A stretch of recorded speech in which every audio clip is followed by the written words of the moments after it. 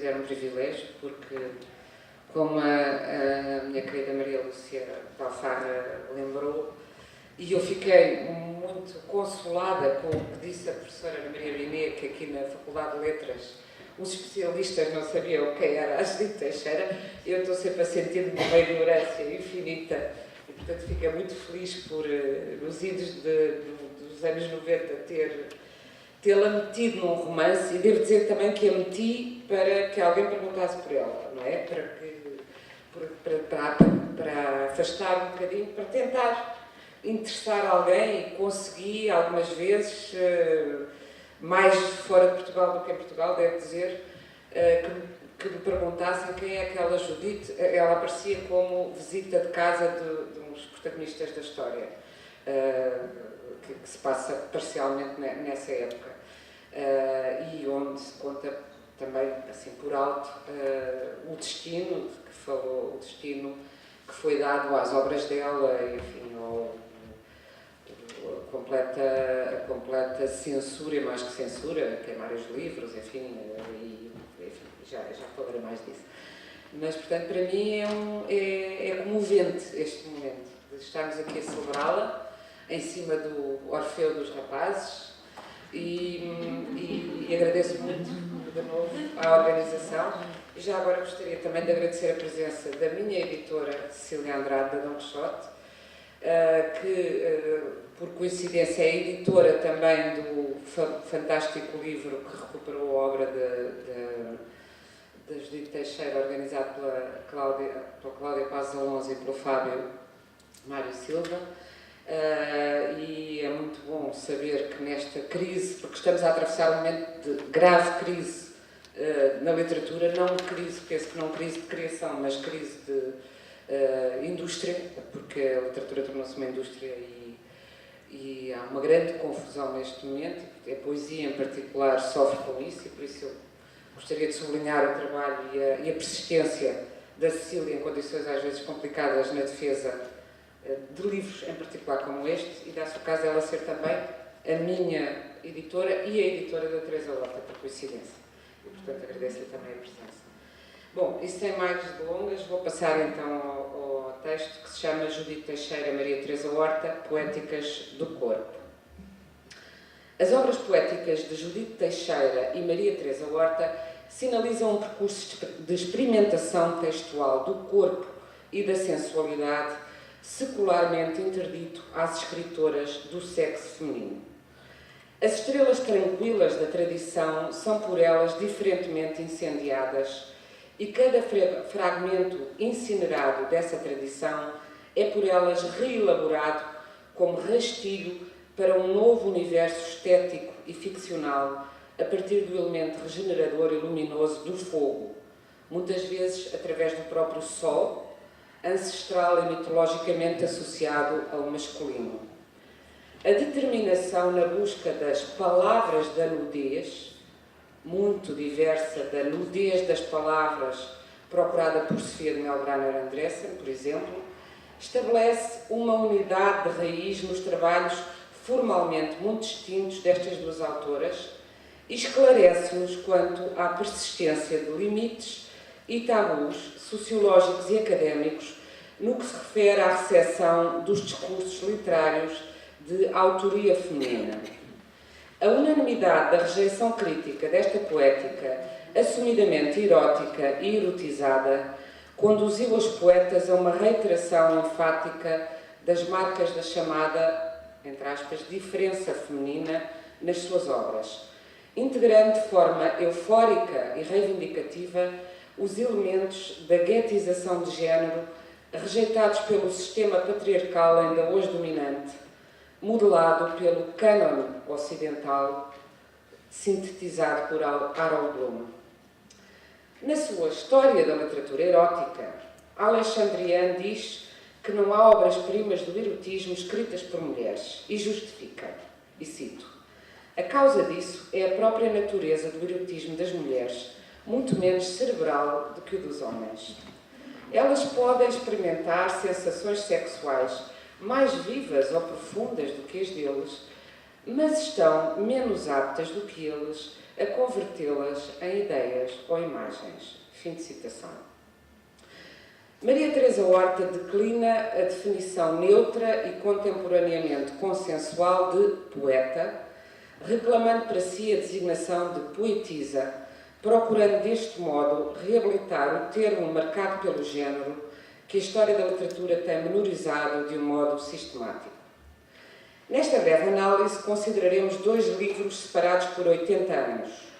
Nua, Poemas de Bizâncio, de Judite Teixeira, 1926, e Inquietude, de Maria Teresa Horta, de 2006. Há nesta escolha uma inflexão propositada em relação aos livros bandeira das autoras em causa, designadamente Decadência, de Judite Teixeira, de 1923, e Minha Senhora de Mim, de Maria Teresa Horta, de 1971. Pretende-se não só mitigar o rumor social já vastamente abordado em torno dessas obras de referência, mas, sobretudo, entender os caminhos de maturação e maturidade seguidos pelas autoras. Nua foi a terceira e última recolha de poemas de Teixeira, e Inquietude é já uma obra do novo milénio e dos nossos dias, de uma escritora que, sob o silêncio quase sistemático da crítica e a exclusão quase absoluta de todas as antologias nacionais, continua a construir uma obra poética inconfundível e desafiadora. Tanto na obra da poeta modernista como na da pós-modernista, encontraremos a programada destruição do mito vitoriano do anjo da casa, enunciado no famoso poema The Angel in the House, de Coventry Patmore, estilhaçado nos ensaios e na ficção de Virginia Woolf.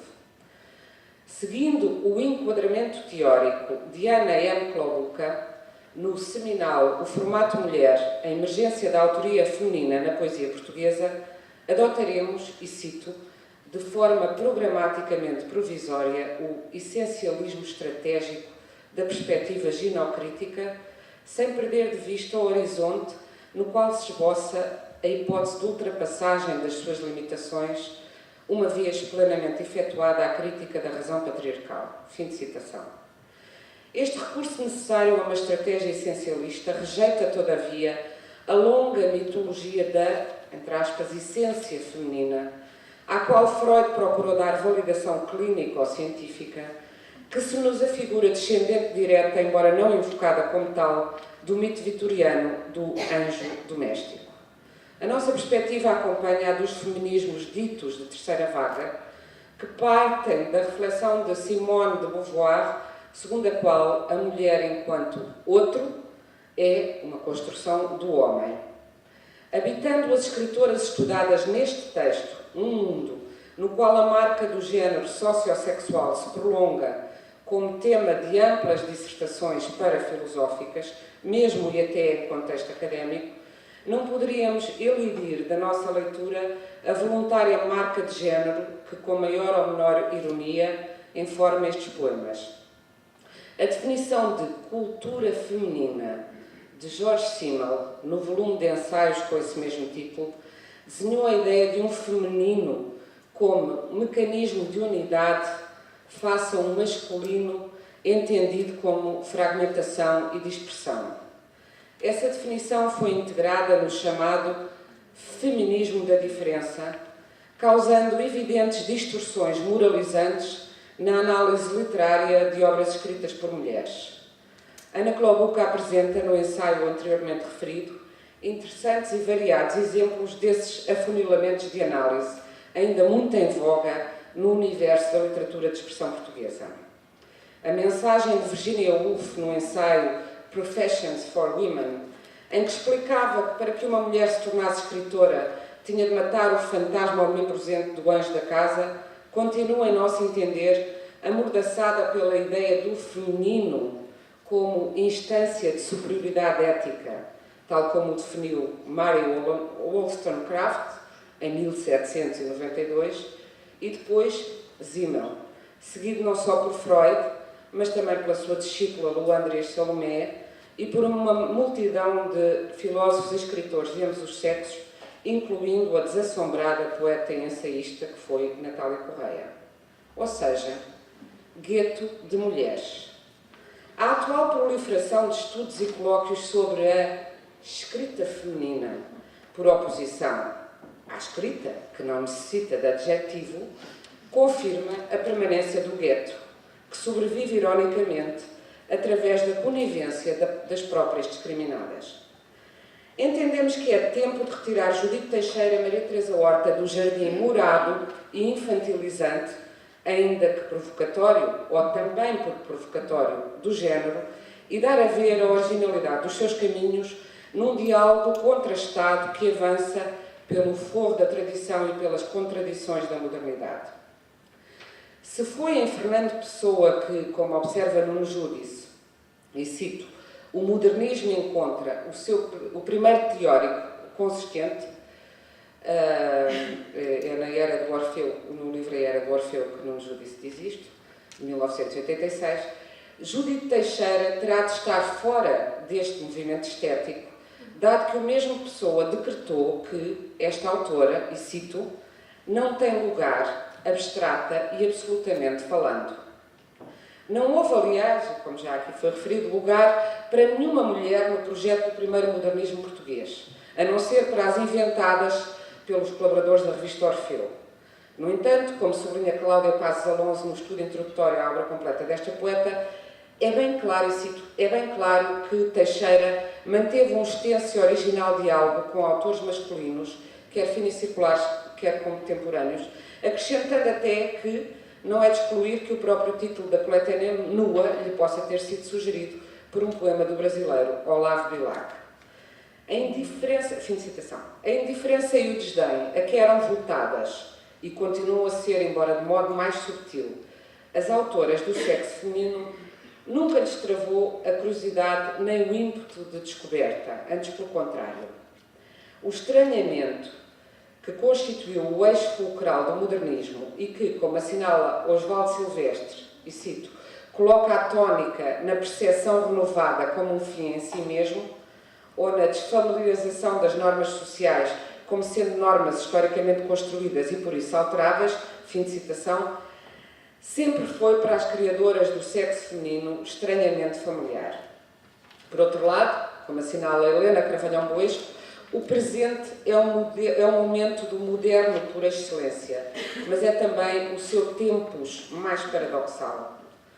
A noção de cascatas de modernidade, proposta por Gumbrecht e defendida por esta ensaísta, Helena Carvalhão Boesco, parece ser a única forma de contornar paradoxos e impasses e entender os textos e o que neles transborda das grades do tempo.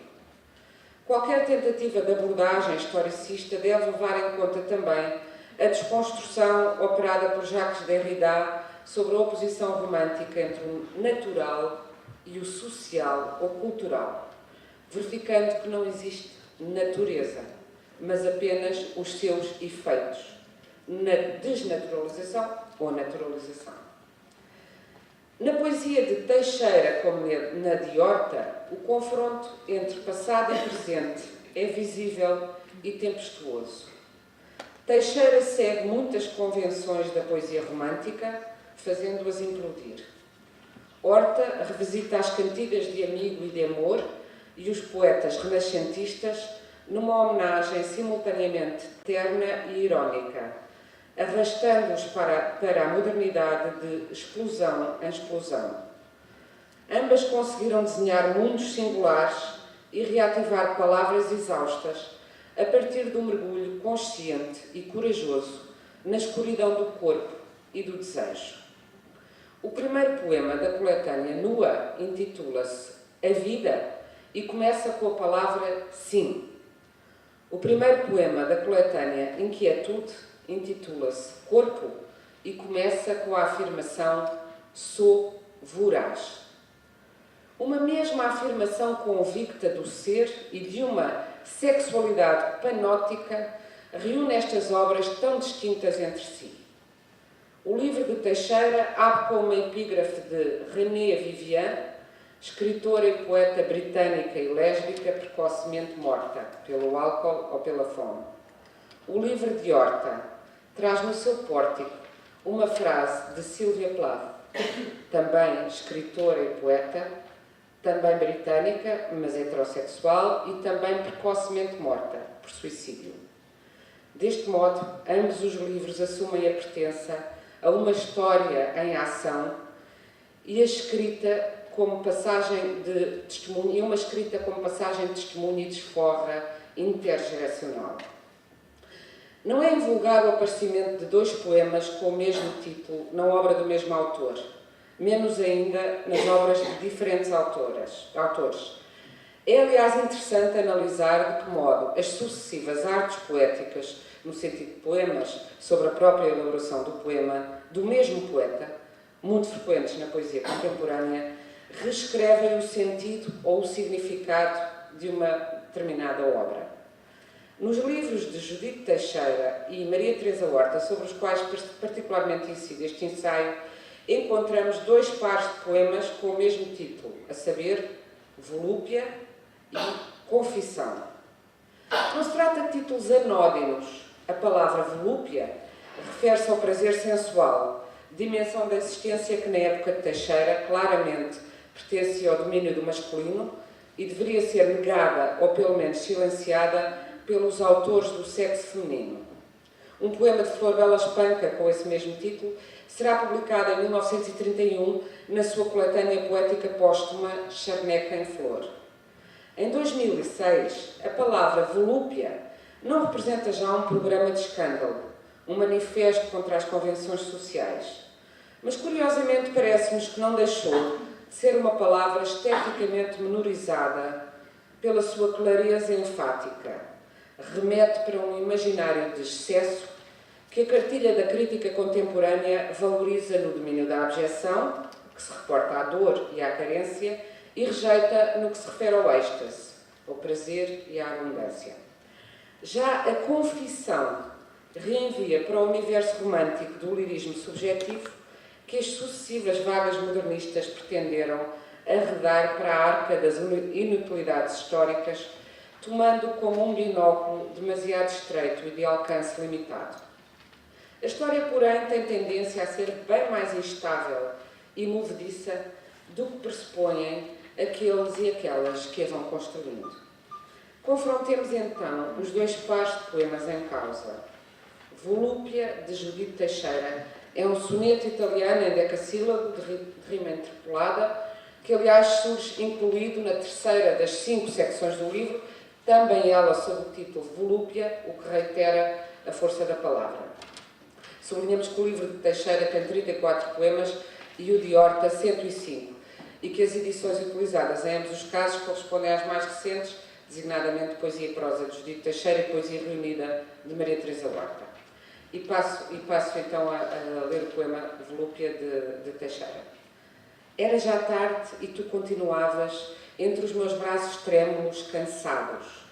E eu, sonolenta, já de olhos fechados, bebia ainda os beijos que me davas.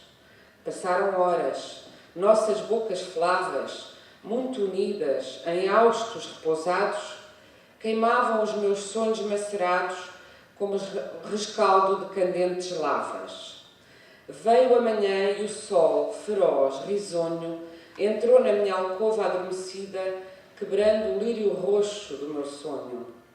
Mas deslumbrou-se, e em rúbidos adejos ajoelhou-se, e numa luz vencida sorveu o mel dos nossos beijos. O poema Volúpia, de Maria Teresa Horta, composto por 4 tercetos de rima perfeita e grave ou feminina, integra-se na segunda secção do livro, intitulada Apaixonato. E é assim. Retém em mim o olhar, entorna a boca no poço, corre os lábios nos meus ombros, desce a vertigem no dorso. Troca a penumbra das pernas pelo luar do meu gosto. Deixa os dedos encontrarem a penumbra do pescoço. A cena voluptuosa descrita no poema de Judite Teixeira evoca o ambiente romântico que encontra na natureza o seu principal cúmplice e espectador.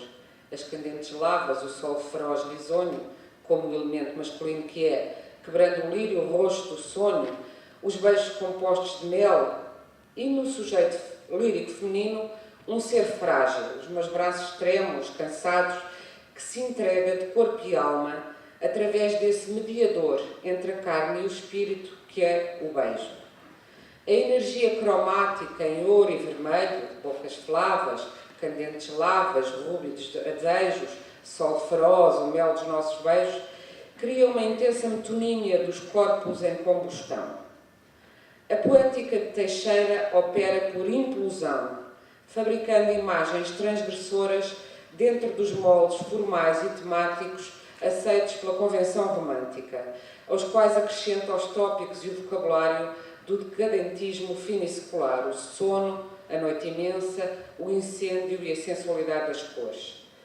A revolução faz-se pela rendição, não só à experiência erótica, mas sobretudo ao poder do amor consubstanciado no ser amado. A transgressão proposta por Judite Teixeira não extravasa os limites convencionados do feminino compacto, em que ao corpo compete a tradução coerente de uma alma que encontra a felicidade na submissão ao amor. Apenas, e não é pouco, acrescenta ao amor a perspectiva insaciável do desejo.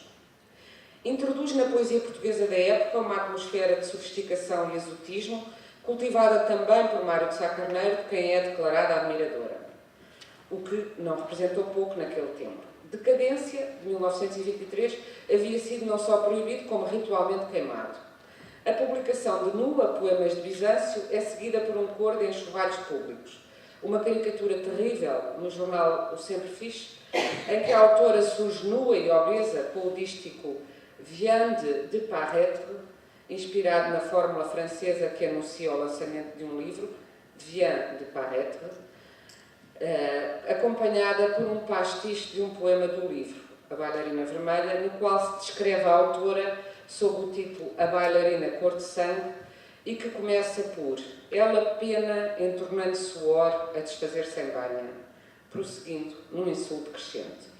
Mas nem sequer foi este o pior ataque, como sublinha Maria Lúcia de Alfarra. Eu não vou citar, depois lerão os títulos dos artigos todos, porque senão posso ultrapassar o tempo. A humilhação alastra por outros jornais em adjetivos abjetos. Além da total omissão do seu nome na polémica que se intitulou Literatura de Sodoma e visou, já fui referida, Fernando Pessoa, Raul Leal e António Boto, e do próprio Fernando Pessoa ter apagado do contexto literário, escreve José Régio sobre Judite Teixeira. Todos os livros de Judite Teixeira não valem uma canção escolhida de António Boto.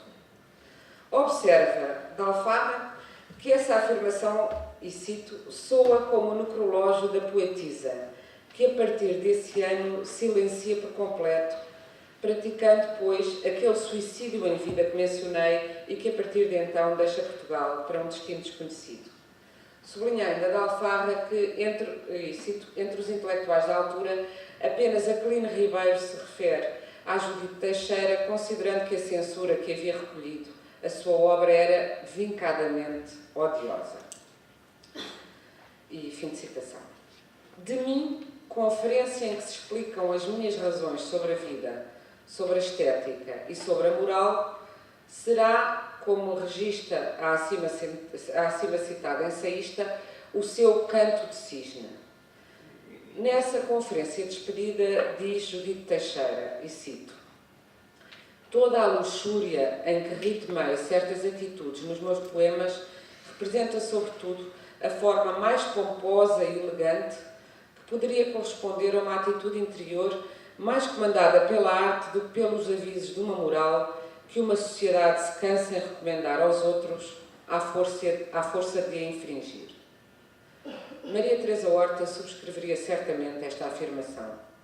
Também ela foi agredida, fisicamente agredida, até, pelo que escreve.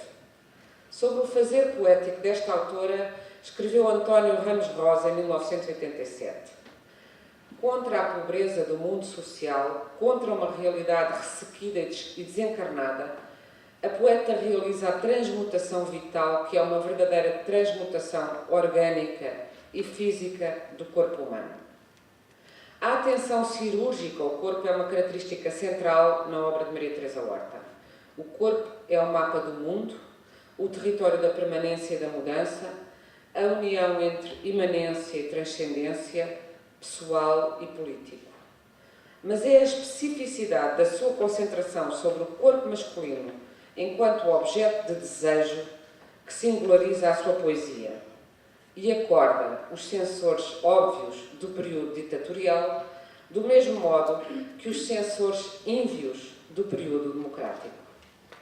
De maltratada passou a silenciada.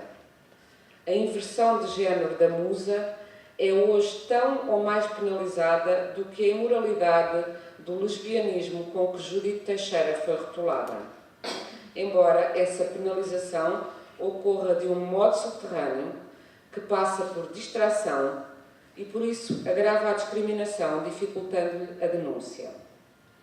A volúpia que aqui analisamos tem um tom imperativo, muito frequente na poesia de Horta, que nisso, de imediato, se distingue da tonalidade melancólica permanente na poesia de Teixeira. Trata-se, no caso de Horta, de um poema pedagógico em que se transmite ao parceiro erótico o saber que conduz ao prazer. Inúmeros poemas de Maria Teresa Horta são dedicados à celebração de partes do corpo masculino, explicitamente nomeadas enquanto instrumentos de prazer. Inúmeros outros celebram o prazer físico, partilhado ao solitário da mulher, a descoberta pormenorizada dos ritmos e sensações do seu corpo. Mas este poema desenha-se como um manual de instruções, ou um repositório de memórias com valor de transmissão de conhecimentos. E não há nestes versos a redentora e desculpabilizante palavra amor. Os únicos substantivos abstratos que cabem no poema são vertigem, penumbra e luar. De resto, temos a ordem para que a boca se entorne no poço, os lábios avancem pelo dorso, as pernas sejam preteridas ao local, luar, onde brilha o gosto, e os dedos percorram o pescoço. Uma poética do real que assume o desejo e o prazer de um modo concreto e frontal. Também entre a confissão de Teixeira e a de Horta há uma distância assinalável. Em comum tem o facto de ser sonetos italianos, o de Teixeira em decassílabos de rima cruzada, o de Horta em estrofes que rimam entre si em rima aguda ou masculina. Confissão é o quinto poema da secção Nostalgias de Raça do livro de Judite Teixeira, e passa a ler. Já não me importo com o teu amor, podes levá-lo a quem melhor te queira, que eu sinto apenas a magoada dor de te ter dado a mocidade inteira. Como eu fui tua, hoje é sem sabor a vida, tudo passa à minha beira, sem que eu fixe ou distinga a sua cor, nada ilumina esta letal cegueira. E não estranhes que em todos os meus versos eu canto sempre os meus amores perversos, amores que eu nunca tive e não terei. Sou eu a endoidecer neste exotismo, esta dor em que tanta vez me abismo a relembrar a vida que te dei. Confissão, de Maria Teresa Horta, é o 13º poema da secção inicial do livro, que tem como título Vivace. Como posso apagar as raízes do medo que morde a minha larga como um cão, me estendo no chão desse modo prendendo e me vendo aos olhos com a escuridão? Como posso abafar a dor que verga e me esvazia de todo o coração? Me escraviza e desarma e em seguida me entrega, me desprende e ata à sua mão. O poema de Teixeira é um lamento desesperado perante o amor inviável ao mal correspondido. O de Horta, uma sequência de interrogações visando a libertação do medo e da dor que resulta da escravização a esse sentimento animal que morde como um cão. Onde Teixeira endoidece exclamativamente, Horta procura abafar a dor que a escraviza e desarma através da interrogação. Nunca saberemos que idiomas dentro da língua portuguesa teriam inventado Judite Teixeira, Maria Teresa Horta, se as suas circunstâncias históricas não tivessem sido tão adversas e estigmatizadas pelo ferrete do sexo e do escândalo. Por outro lado, além do semi-escândalo Flor Bela, algumas mulheres se afirmaram na poesia no tempo de Teixeira, por exemplo, Fernanda de Castro ou Virgínia Vitorino, e inúmeras no tempo de Maria Teresa Horta, que é o nosso, sem que o gueto pareça afligi-las ou afetá-las. A quando da publicação de Adoecer, Hélia Correia, respondendo numa entrevista à revista Ler sobre o relevo dado nesse romance às proto-feministas, apressou-se a esclarecer que não faz, e cito, escrita missionária. Mais adiante, na mesma entrevista, diz, e cito: "Fui educada por um milagre do acaso num ambiente altamente antissexista. E tenho a impressão de que hoje o grande defeito do sexismo são as mulheres, com os seus comportamentos, resignações, aceitações, também as suas manipulações." Fim de citação. Não é novidade ouvirmos da boca das mulheres que a culpa é delas. Menor novidade ainda é a constante referência, seja sob a aparência da confirmação ou da negação, ao comportamento dessa metade da espécie humana, constantemente desadequado. A negação da missão é frequente nos escritores, e não apenas do sexo feminino, que temem ver o seu trabalho estético criticamente diminuído pela presença de tópicos sociais ou políticos.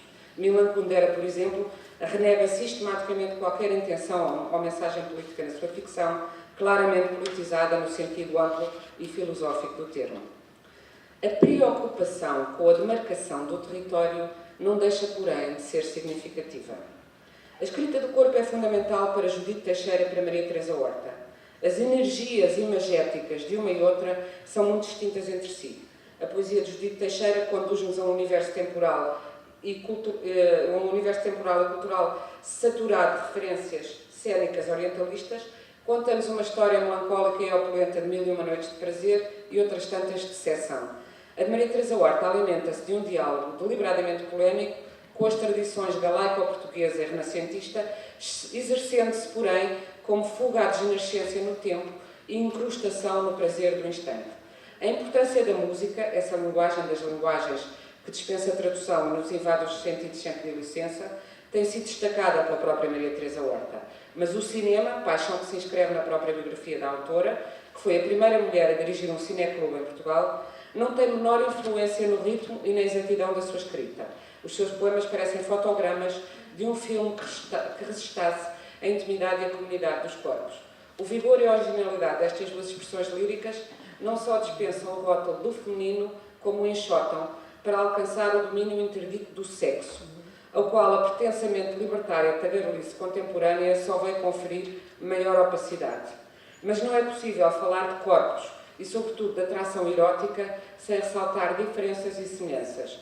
Como Jorge Bataille demonstrou, o erotismo é um lugar de estranheza, uma dança de fantasmas que se exerce nos limites entre a vida e a morte.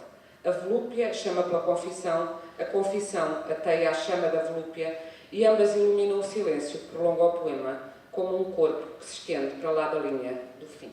Muito obrigada.